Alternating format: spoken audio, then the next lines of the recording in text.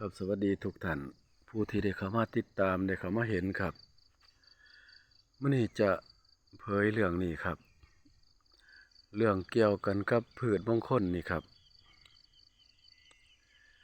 หลายคนถ้าบ่ทันเข้าใจคำครับความหมายของค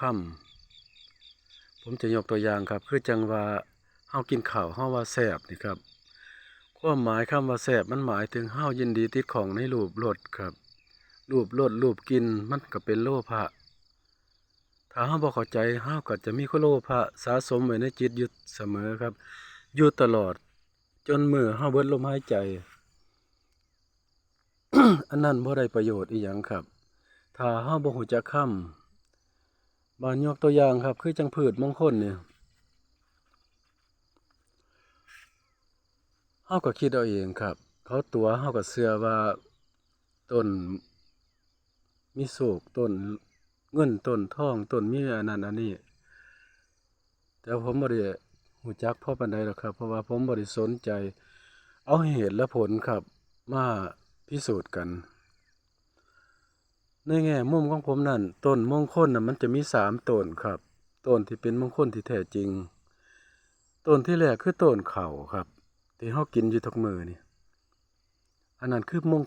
คลหมายถึงคุณงามความดีต้นที่สองคือข่าตะไคร้ใบมะกรูดบักพริกบักเขือนี่ครับเพราะว่าเฮารับมาเกิดร่วมด้วยก็ได้เอาไปแปรรูปเป็นเงินก็ได้ครับเฮาปลูกบักพริกบักเขือนี่ถือไปตลาดครับเฮาได้เงินมานั่นคือต้นเงินต้นทองเก็บไปหลายก็ได้เงินมาหลายครับแก่บักพริกบักเขือไปตลาดกลับมาก็แก่เงินมานี่คือต้นเงินต้นทองบ้านนี้ต้นที่สามครับคือต้นยุ่งต้นย่างต้นไม้ใหญ่นะครับเอามาเฮ็ดเรือนเฮ็ดศาลเฮ็ดที่อยู่อาศัยเฮาก็ได้หม้องรับหม้องนอนหม้องพักหม้องอยู่อาศัยครับจนเบิดลมหายใจคือกัน